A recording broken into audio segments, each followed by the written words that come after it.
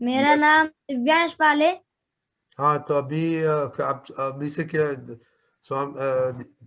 केशव दादा ने बताया, अभी से क्या करेंगे आप? मैं वो पढ़ाई में स्टडी करूंगा और मोबाइल को छोड़ दूंगा। तो वेरी गुड। तो अभी हमको रिपोर्ट देने का, ओके, नेक्स्ट टाइम आने का। ओके। ओके। जय जय सच्चिदानंद। सत्यान। जय जय सच्चिदानंद। सत्यान। जय सच्चिदानंद। ओके, अभी आप लोग बच्चे लोग को टाइम हो गया, तो अभी बड़े को सुनेगा। तो we will continue homework. Okay, same homework. तो अभी देखने का अपना वाणी कैसे निकलता है, स्वादवाद है कि नहीं। ओके। हाँ। ओके। जय सच्चिदानंद।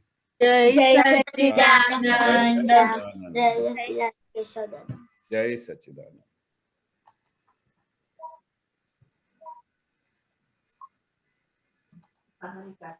अच्छा, डॉक्टर भारती बहन, आपका क्वेश्चन था?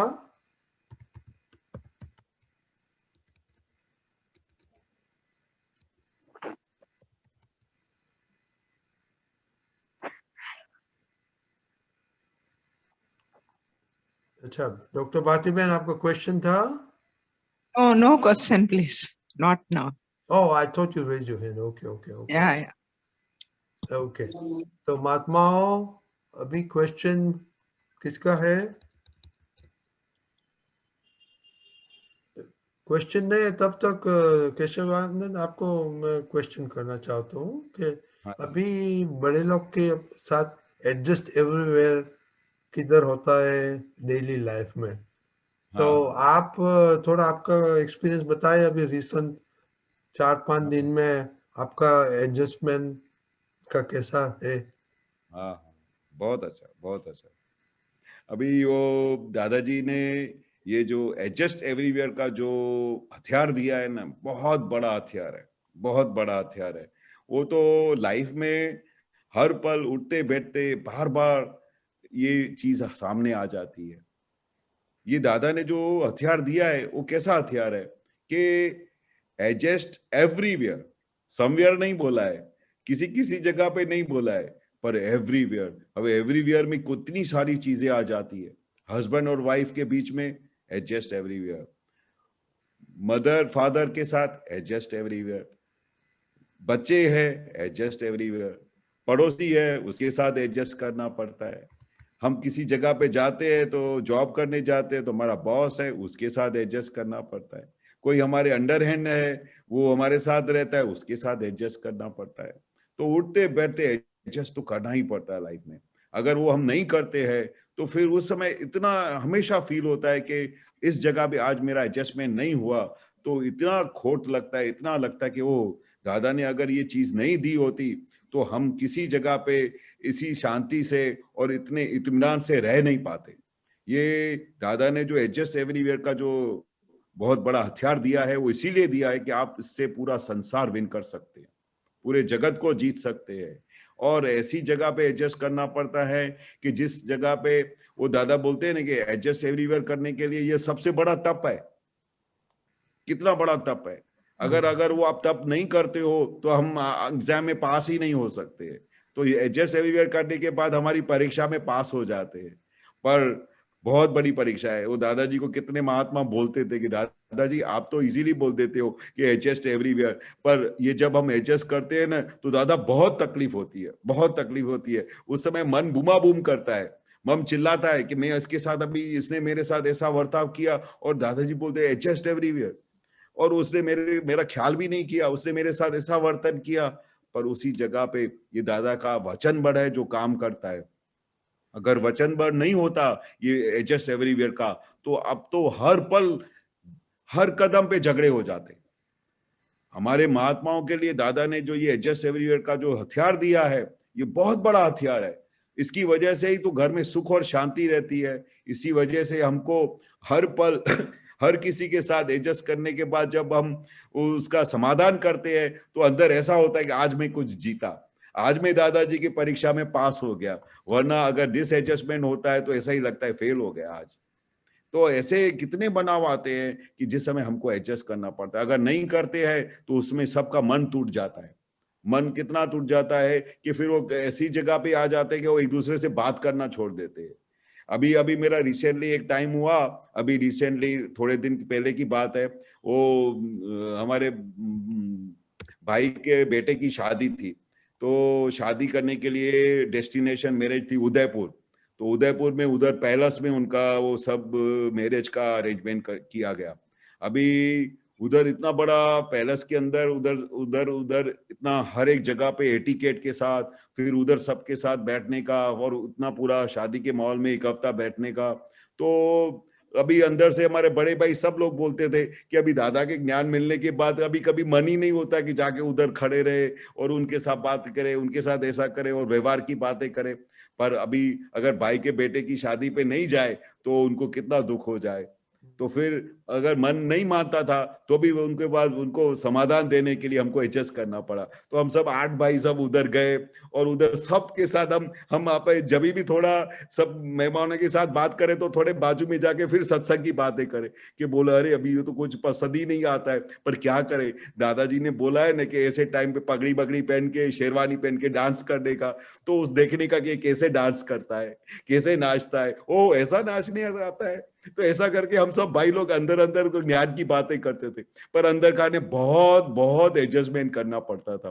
पर अभी क्या है, दादा के ज्ञान मिलने के बाद ये बहुत बड़ी एडजस्टमेंट करते हैं ना, तो अंदर अंदर सुकून मिलता है कि ये ज्ञान होने की वजह से कितना आनंद आता है। नहीं तो बाकी के सब लोग क्या है, तन्मयाकार होके सब भूल जाते हैं कि भाई मैं कौन हूं, कुछ पता ही नहीं, और उसके अंदर राग द्वेष में सब अंदर घुस जाते हैं। तो ये मैरिज के समय अभी अपने को ऐसा आ गया, टाइम आ गया, तो हमने एडजस्ट किया, सब लोगों ने एडजस्ट किया। सब लोग पहले बोले मैं नहीं आऊंगा, मेरे को तो अभी ये शादी में अभी आने का अच्छा ही नहीं लगता है। पर बोले दादा बोले कि ये तो तुमने व्यवहार का तो संभाव से निकाल नहीं किया, तो व्यवहार तो निभाना पड़ेगा, क्योंकि व्यवहार नहीं करेंगे तो सब बोलेंगे ये दादा भगवान का खाली महात्मा बात करते हैं, बाकी तो एडजस्ट तो किया नहीं है इन्होंने, संभाव से तो निकाल किया नहीं है, तो फिर दादा का नाम और दादा का पूरा एग्जाम में फेल हो जाए। इसलिए सब भाइयों ने एडजस्ट किया, और एडजस्ट एवरीवेयर का सब ने मजा उठाया कि दादा भगवान ने ये क्या एडजस्टमेंट करने का वो हाथ में दिया है कि हमने सबको अपने आप को देखा कि हम क्या कर रहे हैं। तो ये एडजस्टमेंट की बहुत बड़ी शक्ति है। आप हर एक संजोग में सामने वाले को पता भी नहीं चलता है, ऐसा दादा ने हथियार दिया है। अंदर खाने सब अंदर छुटापना की चल रही है और हम सब एडजस्टमेंट कर रहे हैं, पर किसी को भी पता नहीं कि अंदर क्या चल रहा है। इतनी बड़ी शक्ति है, वचन बड़ है दादा के इस वाक्य में, एडजस्ट एवरी। बहुत बहुत अच्छा, बहुत अच्छा। तो अभी आपने तो बहुत अच्छा ये प्रैक्टिकल एक्सपीरियंस किया, तो ये ड्रामेटिक करने का वो याद रखना पड़ता है ऑल द टाइम, अच्छा नहीं लगता है तो भी अच्छा। तो हमको आपका फोटो देखना पड़ेगा कि केशव दादा जी कैसे डांस किया करता है। हाँ हाँ वो मैं भेजूंगा। दीपक दादा आपने देखा दीपक जी? किसी को विश्वास नहीं आता था कि ये केशव भाई है, मैं बोला हाँ ये केशव है, और उसको मैं भी देख रहा हूँ। दीपक जी वो फोटो देखना पड़ेगा, प्राइवेटली भेजना। अच्छा, तो अभी केशव आनंद जी अपने एक्सपीरियंस का टाइम हो गया है, तो एक्सपीरियंस पहले लेगा, बाद में कंचन भाई का क्वेश्चन लेगा। दीपक जी? हाँ जी, ये बात भी सही है, क्योंकि राजेंद्र भाई आए हैं, उनको थोड़ा समय चाहिए। राजेंद्र भाई सबसे पहले दादा भगवान के पास गए थे, केशवानंद जी के बड़े भैया है, तो अभी उनसे हम उनकी सारी बिना सुनेंगे, अनुभव सुनेंगे, उनकी सत्संग यात्रा, आध्यात्मिक यात्रा कैसी रही, अब कैसे चल रही है। पधारिए राजेंद्र भाई। जय सच्चिदानंद, जय सच्चिदानंद, जय सच्चिदानंद। सकते हैं राजेंद्र भाई? मैं देखूं क्यों, actually I will try. Okay okay okay, no problem. एक मिनट, अगर आपकी आवाज कटेगी तो वीडियो बंद कर देंगे, लेकिन अगर आवाज अच्छी चलती है तो रहने देना, वीडियो अच्छा रहेगा। Start my video. बोलने वाले दिखाई देते तो अच्छा लगता है। हाँ, आगे आगे आगे आगे। जय सच्चिदानंद, जय सच्चिदानंद। हाँ, जय सच्चिदानंद, आगे। सब दादा की कृपा काम कर रही है। मैं अपना अनुभव बताना शुरू करूं। Yes.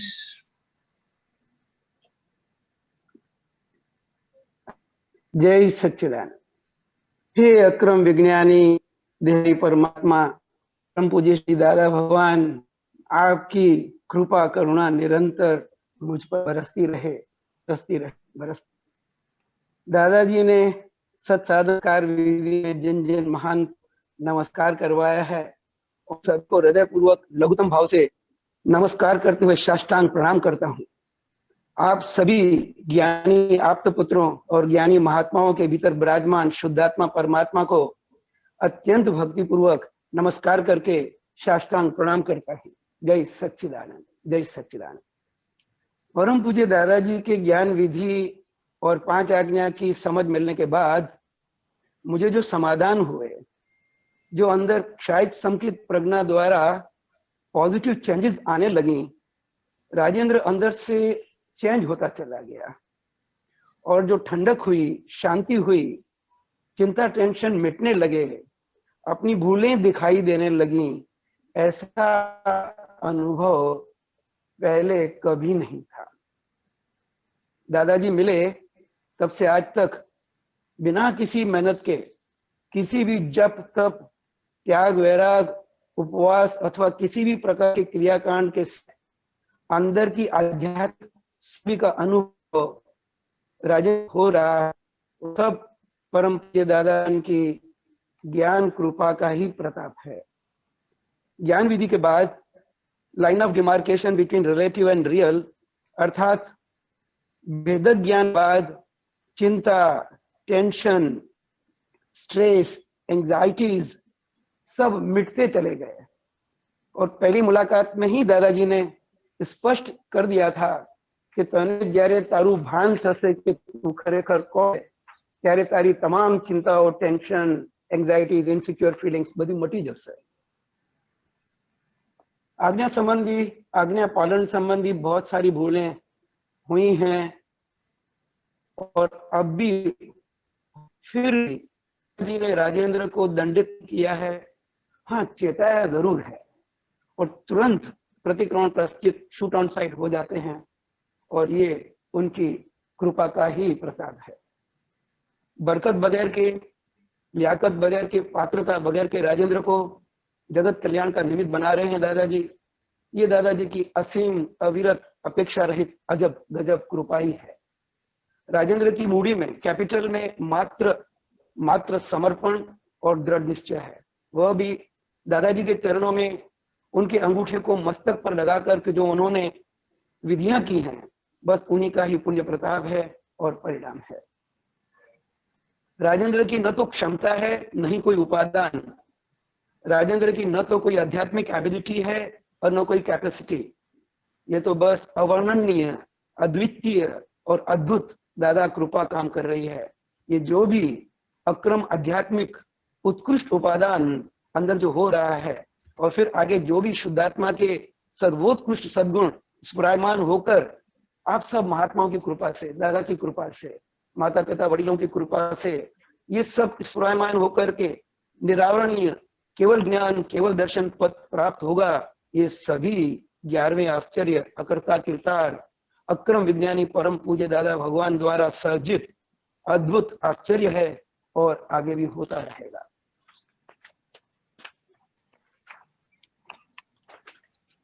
परम पूज्य दादाजी ने जो व्यवस्थित शक्ति कर्ता की समझ दी है, ओनली साइंटिफिक सर्कमस्टेंशियल एविडेंस करता है, उससे कर्तापने की भ्रांति निश्चय से निकल रही है और अब कभी कभार जो असर होती है, पूरा श्रद्धा और विश्वास है कि एक दिन ये सभी भ्रांति भी निकल जाएगी। व्यवस्थित शक्ति पूरी यथार्थ तो समझना बाकी है, परंतु ज्ञानी पुरुष के ये सुवाक्य पहले से अब बेहतर समझ में आने लगे हैं। कविराज ने पद में गाया है कि करे छे कौन जो समझे तो उकले कायमी कोयड़ो। ये जो प्रॉब्लम्स, पजल्स और वो थी, वो सब कब मिटेंगी? जब ये समझ में आएगा कि कर्ता कौन है।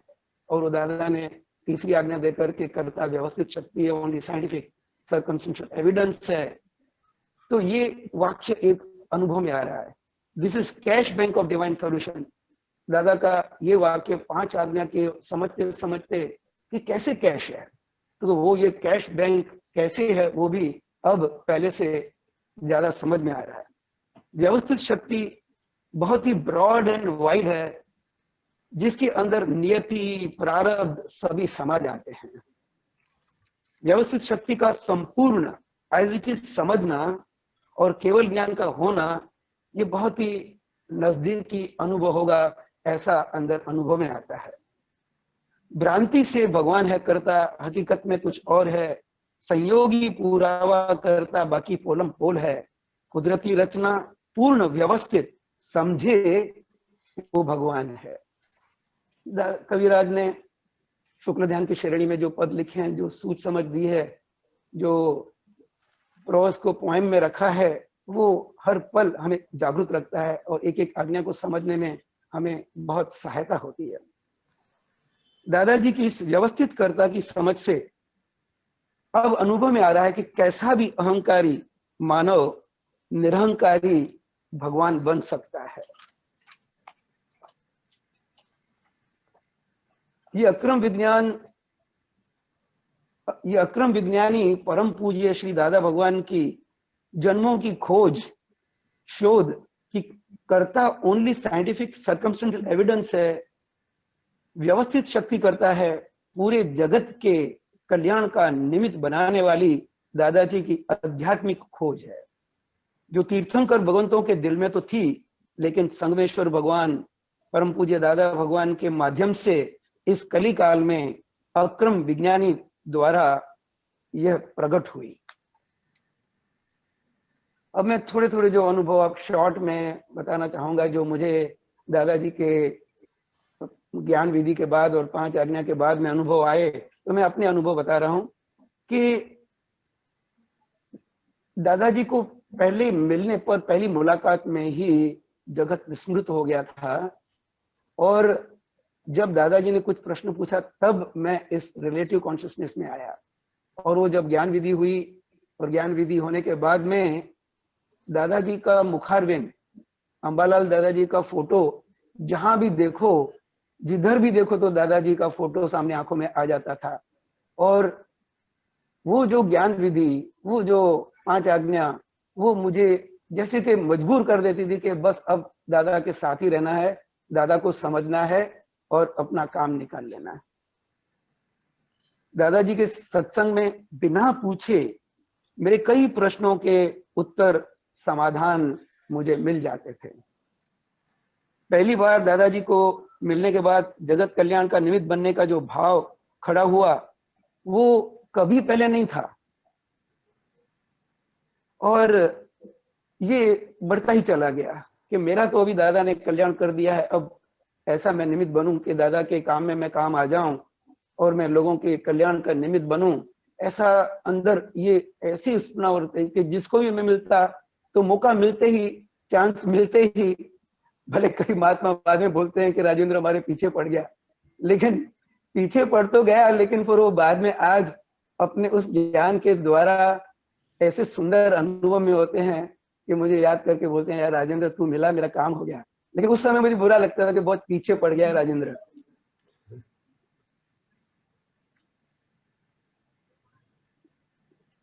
राजेंद्र की बहुत सारी भूलें थी, बहुत भयंकर ऐसी भूलें थी कि जो अभी बताने में भी राजेंद्र को तो शर्म आती है। तो स्त्री आकर्षण संबंधी दादाजी को मैंने जब बताया तो दादाजी मुझे बहुत चेत करते थे, बोलते थे कि अगर इनडायरेक्टली बोलते दादा तो बहुत ही, दादा तो 82,000 कलाओं के, विद्याओं के मालिक, तो कभी डायरेक्ट आंखों में आंखें डाल के बोलते थे, तो कभी इनडायरेक्ट बोलते थे कि अगर यहाँ पर कोई भी किसी को मैंने स्त्री संबंधी भूल देखी तो कान से पकड़ के और सत्संग से बाहर निकाल दूंगा। तो कभी मैंने एक बार दादा को ये बात बताई तो दादा ने बोला कि अभी अगर तू यहाँ पर नहीं चेतेगा तो तेरे को जो ज्ञान मिला है वो ज्ञान भी चला जाएगा। तो मैं एकदम घबरा जाता था कि ज्ञान चला जाएगा तो फिर तो मैं वापस वही चिंता, टेंशन, प्रॉब्लम्स में आ जाऊंगा। तो वहां पर एक जबरदस्त ब्रेक लगती थी, प्रतिक्रमण चालू हो जाते थे और प्रार्थना हो जाती कि दादा मुझे बचा लेना, मैं बहुत खराब माल भर के लाया हूँ, मुझे मेरे ऊपर कृपा निरंतर करते रहना। पहले राजेंद्र आचार्य रजनीश में बचपन से घर का वातावरण बहुत सुंदर था, माता पिता धार्मिक मिले, संस्कारी मिले और पूरा कुटुंब मेरा बहुत ही संस्कारी मुझे मिला। और बचपन में संतों महात्माओं से, फिर बाद में रामकृष्ण मिशन में और विवेकानंद की जी में किताबें खित में लेकर के घूमता था, और उनके एक एक वाक्य को सिद्ध करने की कोशिश करता रहता था। आगे चल करके फिर रजनीश जी, आचार्य रजनीश मिले, तो वहां पर भी मुझे आगे जो ये वहां पर डांस करते थे और बहुत सारी ऐसी बातें थी कि जवानी में बहुत आदमी को आकर्षित करती हैं। लेकिन इन बातों पे मुझे काफी डर भी लगता था कि ये तो स्लिप हो जाएंगे तो मार खाएंगे, बुरी तरह मार। तो उसके बाद में वहां भी आचार्य रजनीश के सत्संग में ही मुझे वहां मेरे मित्र के पिताजी दादा शिवराम छटपाल मिले और उनसे मैं 2-3 प्रश्न पूछे कि जो मुझे कब से समाधान नहीं मिल रहा था, कहीं भी नहीं मिला। आचार्य रजनीश जी के पास भी समाधान नहीं हुआ, तो उन्होंने बताया कि मामानीपुर में, यहाँ बड़ौदा में ही दादाजी रहते हैं, जाओ और तुम्हें ये प्रश्नों के समाधान मिल जाएंगे। तो उनको भी आज याद करके मैं उनका उपकार मानता हूँ कि दादाजी मिले, उन्होंने मुझे इशारा किया, अंगुली निर्देश किया और मैं दादाजी को जाके मिला। आगे चल करके ये अनुभव होते थे कि सत्संग में ज्ञान जो पूरा अभी तो समझ नहीं आया था, लेकिन वाइफ के साथ, फाइल नंबर 2 के साथ जो कभी कभार ऐसे मतभेद पड़ जाते थे, ऐसी वाणी खराब निकलती थी, तो मैं आके दादाजी को बोलता था कि दादाजी इतना जबरदस्त ज्ञान है और फिर भी राजेंद्र को अभी भी वाइफ के साथ मतभेद पड़ जाते हैं। तो दादा शॉर्ट एंड स्वीट मेरे को पूछते हैं कि कोने मतभेद पड़े थे, तो तुरंत वहां पर एकदम जागृति हो जाती है कि ओहो, मैं तो रियलिस्टिक शुद्धात्मा हूँ और ये तो मेरे पड़ोस में जो ये राजेंद्र फाइल नंबर 1 है, उसकी पत्नी है, उसके साथ उसे मतभेद पड़ते हैं, मैं तो शुद्धात्मा हूँ। तो ऐसा आश्चर्यजनक उनका एक वाक्य मुझे वापस मेरे स्वस्वरूप में, स्वभाव में, स्वधर्म में ला देता था। और शुरुआत में तो बहुत जैसे दिल थी, तो केशव भाई और कन्हैया भाई से बात की और वो बहुत ही भाग्यशाली थे। और तुरंत, अब ये बहुत लंबा नहीं करना चाहता हूँ बिकॉज बहुत सारे अनुभव हैं, वो खुद ही बताएंगे आपको कि उनको कैसे तुरंत 1-2 महीने के अंदर अंदर ही ये 2 आ गए, लेकिन बाकी घर वाले नहीं आ रहे थे। जब मैं दादा को कहता कि दादाजी ये मेरे सब घर वाले आपके साइंस को समझ जाए तो इस घर में एक बहुत काम हो जाएगा, जबरदस्त काम होगा। तो दादा कहते तारा में जયારે बरकत આવશે ત્યારે આ લોકો આપમેળે આવશે। अब मेरे में बरकत तो आ ही नहीं रही थी। मेरी बाहर की प्रकृति में तो बहुत भारी भयंकर भूलें अभी भी चल रही थी, क्योंकि ये एक दादा के शब्द में कहूं कि मैंने तो आ क्रैक इंजन मળી છે બધી, પણ એવી વેલ્ડિંગ કરીશું कि क्रैक दिखाશે नहीं। तो मैं कहा हाँ वाकई दादा ये क्रैक आदमी है, अब ये इसके आप उम्मीद रखते हैं कि बरकत कब आएगी, तो आप ही अभी कुछ कीजिए। फिर आप थोड़ा ही समय आगे जाकर के दादा अमुक कहने लगे कि परपोटो छे फूटी जैसे काम काढ़ी लो। तो ये सुनते ही मैं दादा के पास गया, जाकर के बोला दादाजी राजेंद्र में तो कोई बरकत आती नहीं है और आप कह रहे हैं परपोटो छे फूटी जैसे काम काढ़ी लो, अभी आप ये सब घर वालों को आप ज्ञान दे दो। ये प्रार्थना की और एक आश्चर्यजनक बनाव बना। और वो मैंने 1-2 बार पहले भी अनुभव में बताया है, फिर आगे बताऊंगा बिकॉज आज समय बहुत कम है। वो दादा के ज्ञान वाक्य 2 दादा के फोटो में से जैसे मुझे कहे पिताजी गर्म हुए और 2 वाक्य दादा ने कहे कि वाणी टेप रिकॉर्ड छे अने संयोगो योगी स्वभावना छे। और राजेंद्र को ऐसा संयम रहा कि पिताजी वैसे 2-5 मिनट ज्यादा मैं नहीं सहन कर सकता था उस समय, 30-40 मिनट तक पिताजी की फायरिंग बचपन से लेकर के 30 साल 29 साल की उम्र तक का सब मुझे पिताजी ने बताया। और मेरे से पूछा कि तुझे कुछ कहना है, क्या कहना है तेरे को? तो मुझे भी पता नहीं था कि ये मेरे मुंह की वाणी निकलेगी कि पिताजी आपने जो कहा सभी मेरी भूलें हैं। और उसके बाद में वो जबरदस्त चमत्कार हुआ। पिताजी ने बोला अभी का अभी मुझे दादा के पास ले चल। दादा के पास आए और दादा को कहा कि दादा मेरे बच्चे सुधर गए हैं, मेरा घर स्वर्ग हो गया। तो दादा ने कहा चंदेराम जी हमने कुछ नहीं किया, आपके बात बच्चे समझ गए। तो मुझे बड़ा आश्चर्य लगा कि ऐसे अजब गजब कैसे पुरुष हैं ये, राई मात्र भी गर्वरस चखते नहीं है और ये कहते हैं कि हम समझ गए। हम तो दादा को क्या समझ पाएंगे, हम तो कुछ भी समझे नहीं है दादा को। तो ये ऐसे आश्चर्यजनक जैसे जैसे अनुभव होते थे वैसे वैसे दादा के प्रति एक समर्पण भाव ये ऐसा बढ़ता चला जाता था कि अब दादा के सिवाय चैन नहीं पड़ता था।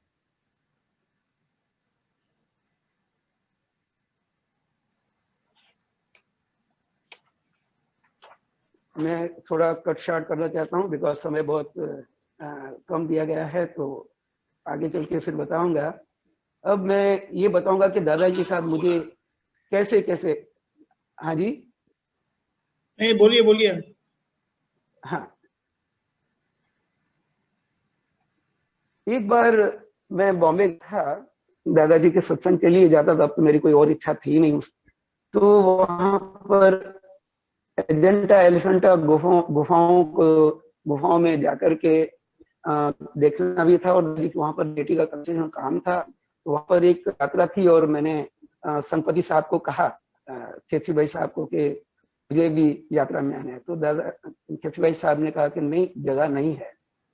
और मेरी बहुत इच्छा थी तो मैंने चुपके से जाकर के दादाजी को कहा, दादा यात्रा में आना है और आप बोलते जगह नहीं, तने आવું છે? तो दादा ने कहा चल तू આવી जैसे।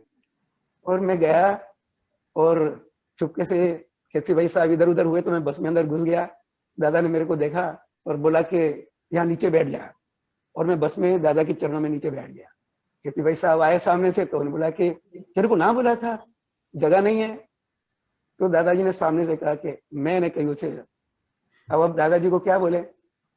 तो वो मुझे याद आया कि नरसी मीरा आखा कबीर जी ये गाड़ी में बैठे हैं, हम तो खुदा बख्श हैं दादा, हमारे पास कोई टिकट नहीं है, खुदा बख्श है, चरणों में सीट कर लेंगे। तो वो चरणों में सीट की और वहां पर मेरी दादाजी के साथ हुई। एक बहुत जबरदस्त ये अनुभव है जो मैं कभी नहीं भुला पाता हूँ कि कैसे करुणे सागर हैं और कैसे काम निकालते हैं और कैसे उनका प्रभाव है कि खेसी भाई साहब भी तुरंत फिर गए और जाकर मेरे लिए जाओ, पीछे मुझे बैठा दिया। तो ये अनुभव है। और आगे चल के दादाजी ने मुझे बॉम्बे में जब मैं जाता था ज्यादा, तो एक बार अकेले में बुला करके मुझे कहा कि ससुराल में सासरी में बहु वधारे ना जवू जोईए, बस एक ही सेंटेंस, यू नो। और उससे इतना मेरे को बहुत अंदर रह सकता कि मैं दादा के सिवाय रह सकता नहीं हूँ और उधर जाऊं तो फिर बाद में और रास्ते निकल आए और सासरी में जाना मैंने कम कर दिया। तो ये दादाजी का वचन बल। और ऐसा भी होता था कि मुझे कुछ ऐसे पर्सनल बातें जो करनी थी तो मैं दादाजी के पास घर में चला जाता मामानी पोड़ में, और दादा के दरवाजे तो हमेशा खुले ही रहते थे। तो अंदर जाकर के मैं दादाजी से सत्संग की बातें करता। तो फिर एक बार, दो बार, तीन बार तो कुछ नहीं कहा दादाजी ने। फिर आखिर कहा कि अहियां આપણે ટ્રેનમાં જતા હોઈએ અને સિગરેટનો પોકેટ નીચે પડી જાય અને આપણે ચેન પુલિંગ કરીએ તો એની જવાબદારી ખરી, જોખમદારી ખરી?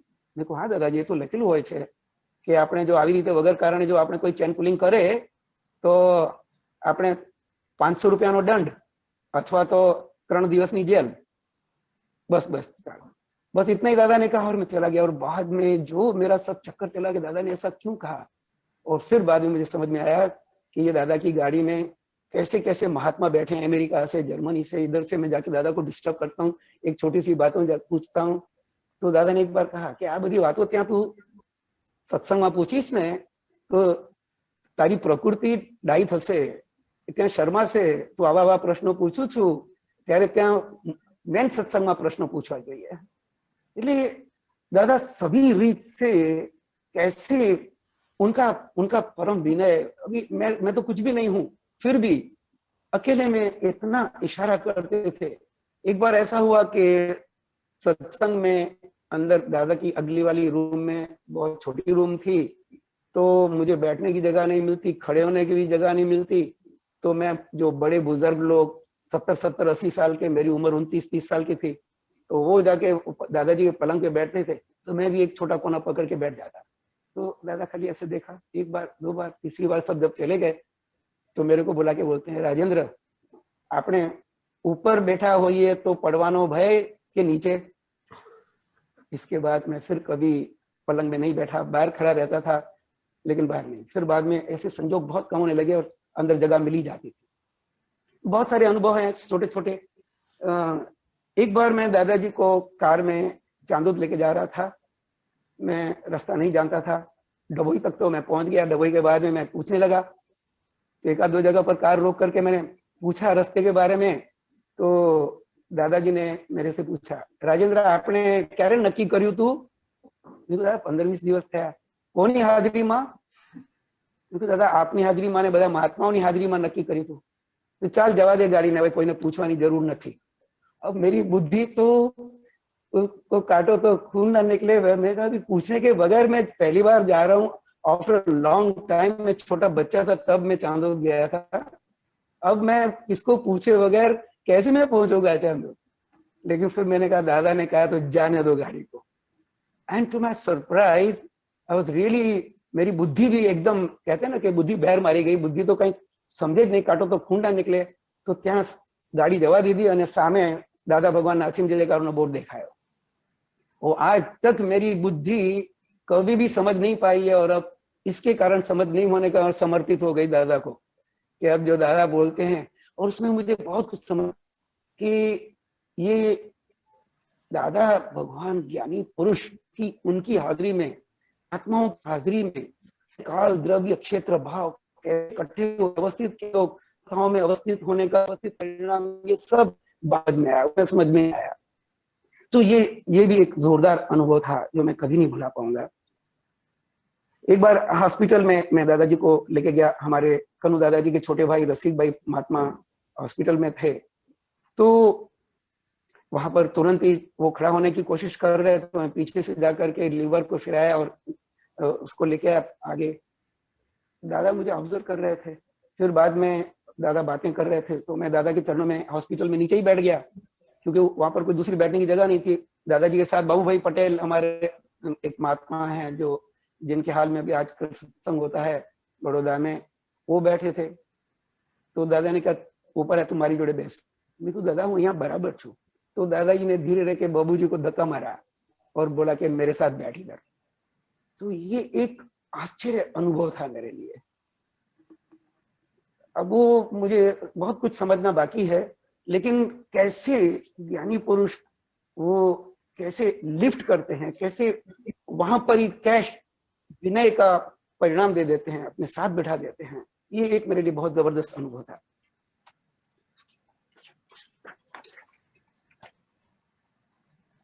और एक बहुत जबरदस्त अनुभव था कि दादाजी की कृपा कैसी जबरदस्त काम करती है, जो उनको समर्पित हैं। तो कैसे पिताजी के साथ राजेंद्र का कोई गए जन्म का बहुत ही कुछ ऐसा ऋणानुबंध था, नेगेटिव था, कि पिताजी कुछ बातों पर बहुत नाराज हो गए थे राजेंद्र के साथ। और मैं कई बार उनको बोलता था कि पिताजी आप हमारे घर पे पधारें और थोड़े ही दिन के लिए आ जाएं। तो एक दिन मैं गया तो दादाजी ने खुद सामने से बोला के कहा कि राजेंद्र तारे फादर जोड़े रागे छे अने द्वेषे एटलो छे, तो हूँ तने कहूँ तो तू करीश? मैं तू हाँ दादाजी। तो दादा ने कहा कि पिताजी के डेली 1 कलाक प्रतिकोण करने का है तेरे को। और मैंने कहा दादाजी करीश। तो कहा 1-2 दिवस नहीं, आखा वर्ष माटे 365 दिवस दररोज 1 कलाक प्रतिकोण करवानुं। तो मैं कन्फ्यूज हो गया। मैंने कहा दादाजी थशे? तो दादा ने कहा कोने तने कहूं? मैं कहा दादाजी आपे कहूं, जा थशे। एंड टू माय सरप्राइज वो प्रतिक्रमण हुए, एक दिन भी मिस नहीं हुआ। और वो प्रतिक्रमण होने के बाद में 1 साल के बाद में पिताजी मेरे घर पे नहीं आते थे। कुछ ऐसी बातें थी कि नाराज थे पिताजी।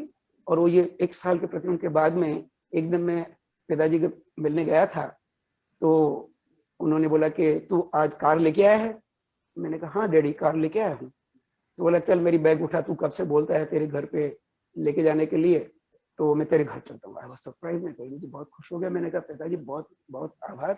और उठाई बैग और जाने लगा। तो मुझे पता नहीं था, सामने केशव भाई की कार आई। तो कार रोकी, डैडी आपने तो मुझे बोला था आप मेरे घर पे आने वाले हैं। तो बोला बेटा तूने थोड़ी देर कर दी, अब मैं 2-3 दिन बस राजेंद्र के पास होकर के तेरे पास आता हूँ। और मैं भी दादाजी की कृपा अंदर ऐसी कि बस अंदर ऐसा हो रहा है कि पिताजी के साथ जो भी ऋणानुबंध है, जो भी नेगेटिविटी आज इस बार मौका मिला है उसको पूरा कर देना। और शालिनी को कहा कि जैसे तू मैरिज करके आई थी और तू पिताजी को अच्छी तरह जानती है कि उनको क्या पसंद है क्या ना पसंद है, अब ये हमारे को पिताजी को हमारे पास ही रोकने का है। तो दोनों इसी तरह दिल से सेवा करें कि उनकी आशीष लें और हमारी जो भूलें वो हमें क्षमा कर दें। तो साहब दिल से सेवा करते थे और दादा से शक्तियां भी मांगते रहते थे, पिताजी के पैर दबाते रहते थे। तो 3 दिन के बजाय पिताजी 30 दिन राजेंद्र के घर पे रहे। एक मेरे लिए बहुत बड़ा आश्चर्य है और बहुत आशीर्वाद देकर के गए। वो भी कई बार ऐसे हमारे नारी भाई और शीतल बहन ये सब बोलते थे, मम्मी बोलती थी कि चलो घर पे ही क्या कर रहे हो, लेकिन नहीं, मेरे ये दोनों बच्चे मेरी बहुत सेवा करते हैं। और मम्मी को बोलते थे पिताजी तुम भी तुम्हारा सामान लेकर के आ जाओ। तो ये मेरे लिए दादाजी ने सामने से बुला करके मुझे ऐसे भयंकर कर्मों में से छुड़ाया, ये एक कैसी कृपा, एक ऐसी कृपा। तो ये बहुत ही मेरे साथ आश्चर्य जैसी कृपाएं हो रही हैं। और दादाजी अभी दादाजी को समर्पित है राजेंद्र, दादा के नाम पे काम आ जाए, यही निरंतर ये अंदर इच्छा रहती है, भावना रहती है। और आप सबको भी मैं यही प्रार्थना करता हूँ कि आखिरी दम तक मैं दादाजी के साथ जुड़ा रहूं। और जो कला की कीर्तन भक्ति डेली मैंने नक्की किया है कि मरते दम तक कला कीर्तन भक्ति तो मिनिमम करनी है। अब आगे चल करके 2 कलाक भी कीर्तन भक्ति डेली हो, ये आप सब मुझे आशीर्वाद दें। मेरे अनुभव बहुत हैं, आगे बताऊंगा जो बताने हैं। मैं 3 फेज में रखा है। ये था कि पहले दादाजी के साथ जो 11-12 73 से लेकर के 84 में अफ्रीका गया, फिर 84 का दूसरा मैंने एक सेशन बनाया नाइजीरिया एक्सपीरियंसेस। उसके बाद में मैं वापस आया 96 टू नाउ। ऐसे 3 फेज में मैं हमारे अनुभव शेयर करूंगा। और मेरी तो ऊपर आप सबकी ये कृपा रहे कि मैं दादा की निरंतर 5 आज्ञा में रहूं, यही मैं दादा से भी प्रार्थना करता हूं और आपसे भी प्रार्थना करता हूं। जय सच्चिदानंद, जय सच्चिदानंद, जय सच्चिदानंद। राजेंद्र भाई बड़ा अच्छा बताया कैसे आपको दादा भगवान मिले और कैसे पिताजी जो आपके साथ दादा भगवान में आते नहीं थे और दादा भगवान ने क्या बताया, आपके अंदर बरकत आएगी तो पिताजी ऐसे ही आ जाएंगे। और देखो संजोग कैसे बना, ये उन्होंने कहा और आपने स्वीकार कर लिया कि सब मेरी गलतियां है। और पिताजी ने तुरंत कहा चलो मुझे दादा के पास ले चलो। ये तो बहुत बड़ी बात है। और दादा भगवान ने हमेशा यही किया है। ये तो दादा की मेरे में बरकत नहीं थी, ये तो एक बहुत चले हुआ मेरे दादा की कृपा थी। नहीं बात ने ये 2 बात फोटो में से अभी बिलीव नहीं करेगा बहुत। हाँ जी। लेकिन ये आपका सारा सानी परिवार बहुत पुण्यशाली है।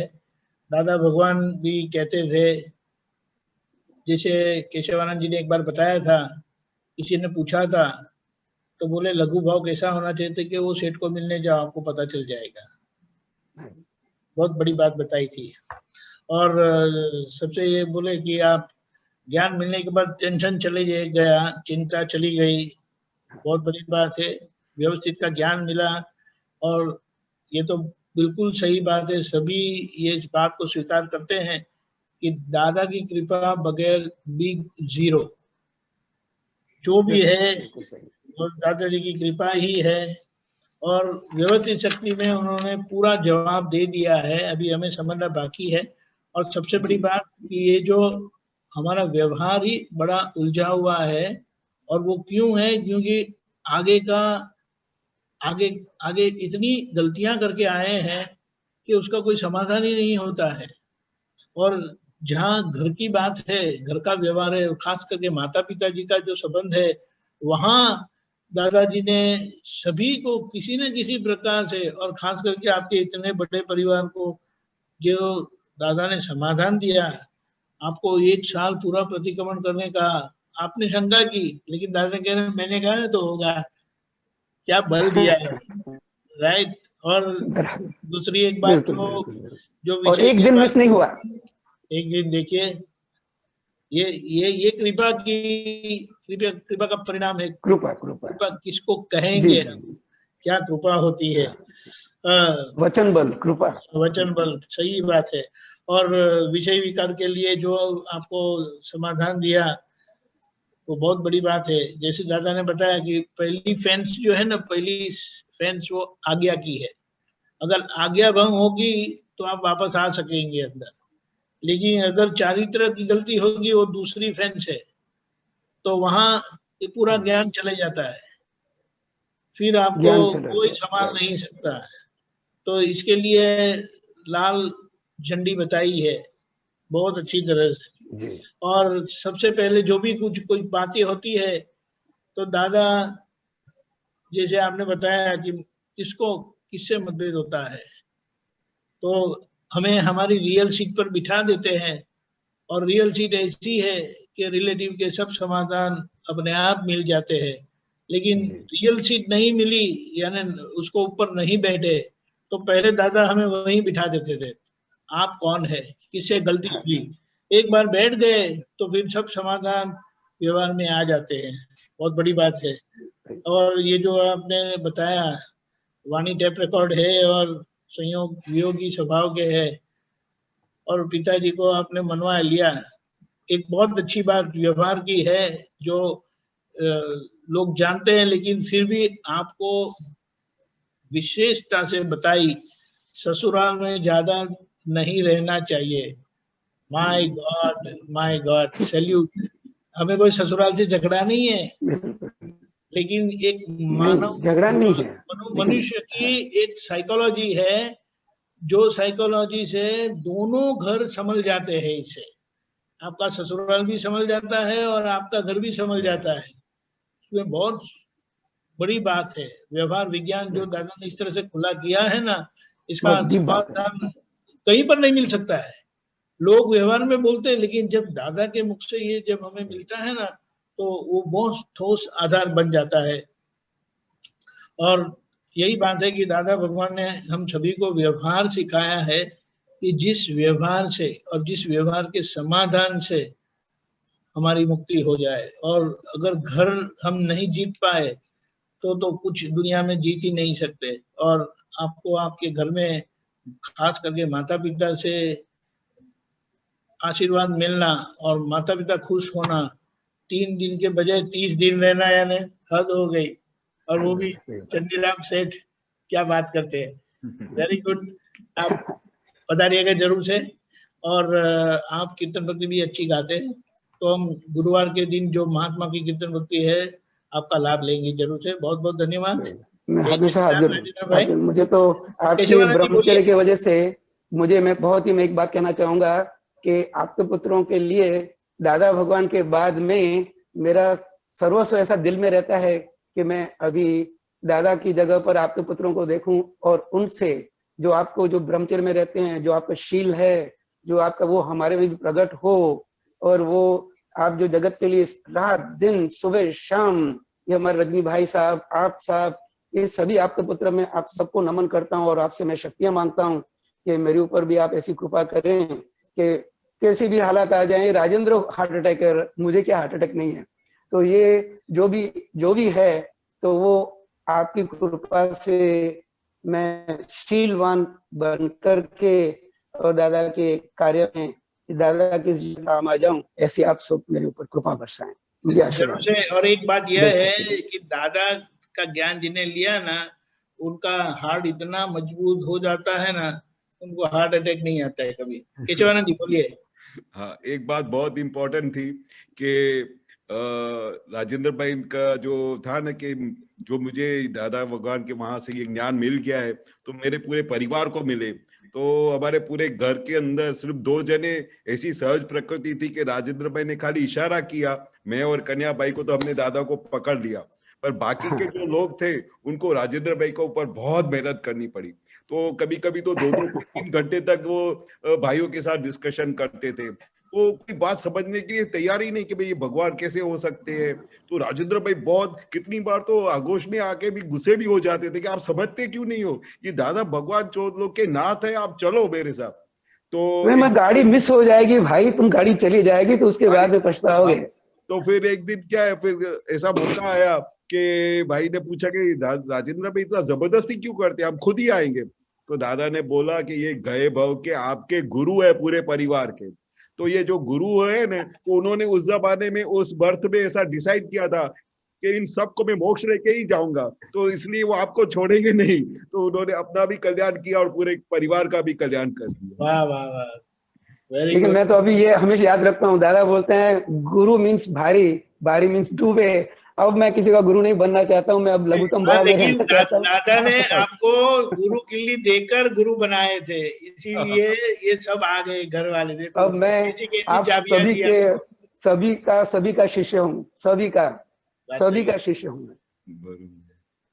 हाँ जी, जय सच्चिदानंद। बहुत जय राजेंद्र सच्चिदानंद। भाई दादा बहुत भगवान के महात्मा यही क्या बोलते हैं, हरीफाई में रहते हैं, कंपटीशन में रहते हैं कि कैसे हम सबसे छोटे हो जाए। जय सच्चिदानंद।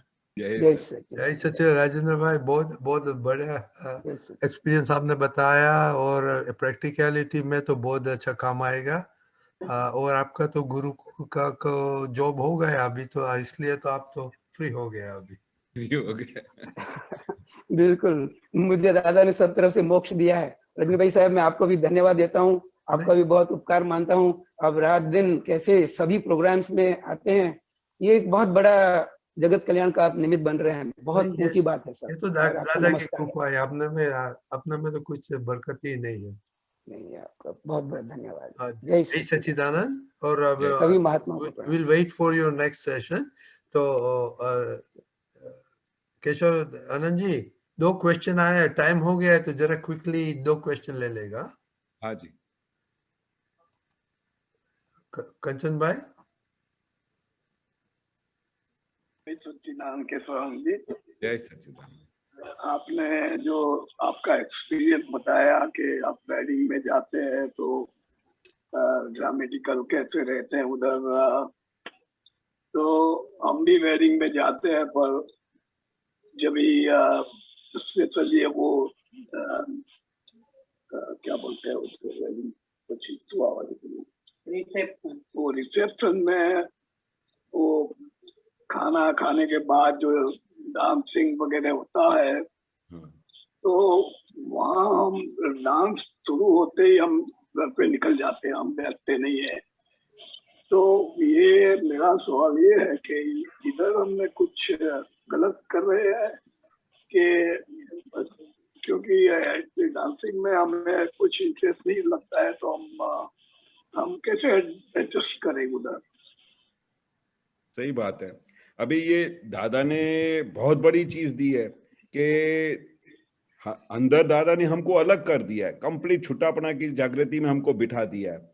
और अभी ना छूट के कोई संजोग ऐसा आ जाता है, कोई पकड़ के आपको हाथ में से लेके अंदर चले जाता है कि थोड़ी देर करना ही पड़ेगा डांस, तुम्हारे बेटे की शादी है, ऐसा है वैसा है, तो फिर उस समय समझ जाने का कि आज का ऐसा संजोग आया है, चलो नाचो आज, और नाचो। और फिर उस समय देखो कि किस तरह से नाच रहा है। उस समय छुट्टा पड़ा की जागृति रहती है कि नहीं रहती है। और उसी समय तो खास परीक्षा होती है, वो पल ऐसा होता है जिस समय आपको पता चलता है कि सेपरेशन क्या होता है। उस समय याद आता है कि दादा भगवान कहते थे कि आ AM पटेल में एक क्षण માટે પણ અમે અહીંયા આવ્યા નથી।